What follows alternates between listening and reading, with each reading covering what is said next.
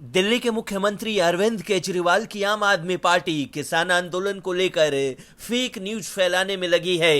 दिल्ली में किसान आंदोलन के लिए आ रहे ज्यादातर किसान पंजाब के हैं। पंजाब में केजरीवाल की आम आदमी पार्टी की सरकार है और वो लोकसभा चुनाव से पहले किसान आंदोलन को हवा देने का काम कर रही है।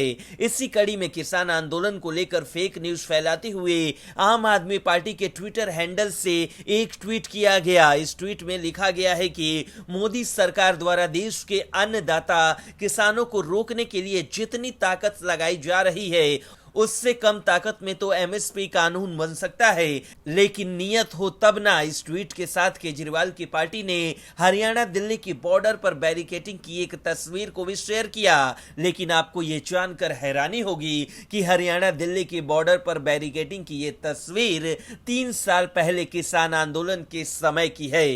इस पुरानी तस्वीर को लेकर लोग आम आदमी पार्टी और इसके संयोजक अरविंद केजरीवाल को लताड़ लगा रहे हैं। सोशल मीडिया पर लोग पार्टी पर फेक न्यूज फैलाने का आरोप लगा रहे हैं। तस्वीर को लेकर अब लोग केजरीवाल की पार्टी पर जमकर निशाना साध रहे हैं। एक यूजर ने लिखा है कि ये पुरानी तस्वीर है, एक ट्वीट तो ढंग से कर लो केजरीवालियों। एक और यूजर ने लिखा कि आपियों की आदत है पुराने फोटो डालकर खालिस्तानियों के जरिए देश का माहौल खराब करने की। इसके अलावा कई और यूजर ने केजरीवाल और उसके फेक गैंग पर निशाना साधा। बता दें कि जब से किसानों ने दिल्ली में घुसने का ऐलान किया है उसी समय से केजरीवाल की पार्टी एक्टिव हो गई और लगातार पंजाब के किसानों के समर्थन में बयानबाजी कर रही है। वहीं इस बार के किसान आंदोलन को लेकर यह भी कहा जा रहा है कि आप सरकार अपने राज्य के किसानों को बीजेपी शासित हरियाणा में समस्या पैदा करने की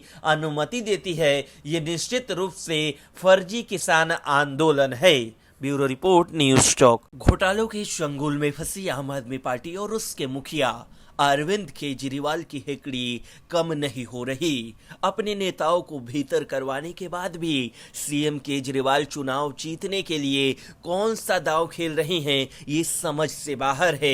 ईडी समन पर समन भेज रही है और केजरीवाल इग्नोर पर इग्नोर कर रहे हैं। अब केजरीवाल के मन में कहीं ये तो नहीं है कि ईडी उन्हें गिरफ्तार कर लेगी तो दिल्ली की सभी लोकसभा सीटों पर उनकी पार्टी जीत जाएगी। दूरगामी सोचने वाले केजरीवाल कुछ भी सोच सकते हैं। खैर, अब मुद्दे की बात करते हैं। दिल्ली के सीएम अरविंद केजरीवाल को ईडी ने शराब घोटाला मामले में पूछताछ को लेकर बुधवार को छठा समन भेजा। उन्हें 19 फरवरी को पेश होने के लिए कहा गया। 17 को केजरीवाल को राउज एवेन्यू कोर्ट में भी पेश होना है। ईडी की याचिका पर कोर्ट ने केजरीवाल को 17 फरवरी को पेश होने को कहा है।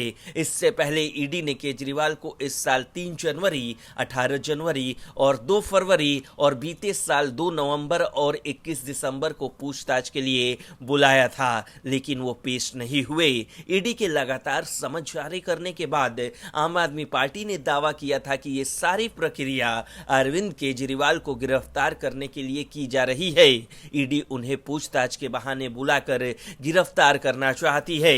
वहीं ईडी के समन पर केजरीवाल ने कहा था कि लोकसभा चुनाव के पहले उन्हें समन क्यों भेजा गया। उन्होंने कहा था कि जांच को चलते हुए 2 साल हो गए तो फिर लोकसभा चुनाव के पहले ही क्यों बुलाया जा रहा है। सीबीआई ने 8 महीने पहले बुलाया था, मैं गया भी था और जवाब भी दिए। अब लोकसभा चुनाव के पहले बुलाया जा रहा है तो उनका मकसद मुझसे पूछताछ करना नहीं है। वो लोग तो मुझे बुलाकर गिरफ्तार करना चाहते हैं ताकि मैं प्रचार न कर सकूं।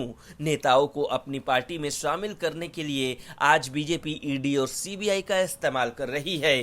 खैर, केजरीवाल के आरोपों में कितना दम है ये वक्त ही बताएगा, लेकिन केजरीवाल जिस घोटालों के चंगुल में फंसे हैं आने वाले दिनों में उनकी गिरफ्तारी तय मानिए। ब्यूरो रिपोर्ट, न्यूज़ चौक। दिल्ली में चल रहे किसान विरोध प्रदर्शन और उसको आम आदमी पार्टी दे रही समर्थन। मुख्यमंत्री केजरीवाल और उनकी टीम खुलेआम किसानों को प्रदर्शन के लिए उकसा रही है।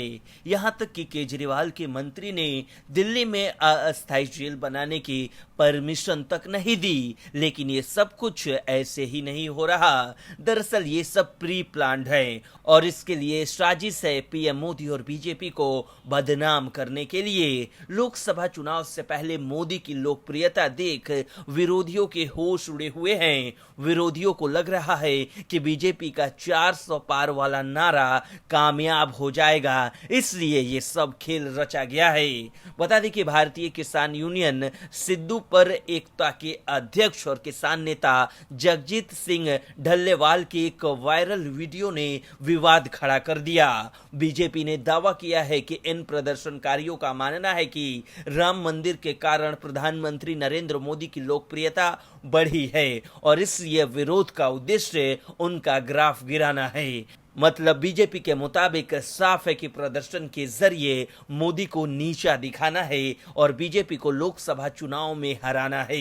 वहीं इससे पहले 8 और 12 फरवरी को असफल बैठकों के बाद केंद्र ने किसान नेताओं को तीसरे दौर की वार्ता के लिए आमंत्रित किया है।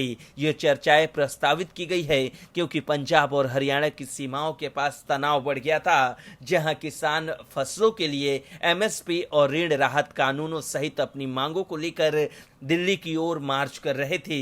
इन मार्चों के कारण 2 दिनों तक पुलिस के साथ झड़पें हुई, जिसके परिणाम स्वरूप कई लोग घायल हुए। हालांकि किसान नेताओं ने घोषणा की है कि वे बैठक कर फिर से दिल्ली की ओर मार्च करने का प्रयास नहीं करेंगे। किसान नेता सरवन सिंह पंधेर ने कहा, हम केंद्र द्वारा रखे गए प्रस्तावों के आधार पर अगली कार्रवाई तय करेंगे। उन्होंने कहा, हम सरकार के किसी भी प्रस्ताव पर चर्चा करेंगे और उसके मुताबिक निर्णय लेंगे। हिंसा का सामना करने के बावजूद पंधेर ने शांतिपूर्ण समाधान की आवश्यकता पर जोर दिया। भले ही वे हमें गोली मार दे, हम अपने मुद्दों का समाधान चाहते हैं। हमारा आंदोलन अंतर्राष्ट्रीय हो गया है। बीजेपी देश को धर्म के नाम पर विभाजित कर रही है। कांग्रेस भी समान रूप से जिम्मेदार है। हमारे लोग, हम शांति से खड़े थे, फिर भी हम पर आंसू गैस छोड़ी गई। किसानों के समर्थन में पंजाब के पूर्व सीएम चरणजीत सिंह चन्नी ने कहा, किसानों के मुद्दे को तुरंत हल किया जाना चाहिए। कांग्रेस सरकार ने किसानों का कर्ज माफ कर दिया है, लेकिन केंद्र और पंजाब सरकार दोनों उनके मुद्दों की अनदेखी कर रही है। इसलिए किसानों ने एक और संघर्ष का विकल्प चुना जो और मजबूत होगा। सरकार को उनकी समस्याओं को गंभीरता से लेना चाहिए। ब्यूरो रिपोर्ट, न्यूज़ चौक।